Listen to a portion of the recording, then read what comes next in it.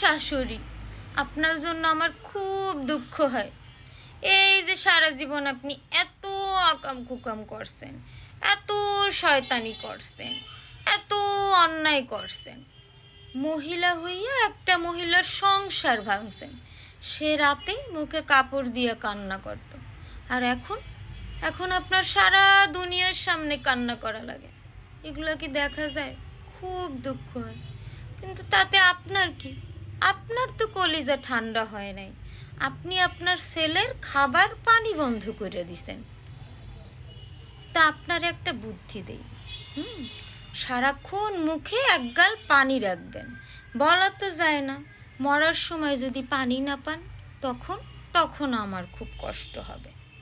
আর দেখেন, 70-এর উপরে আপনার বয়স হয়েছে।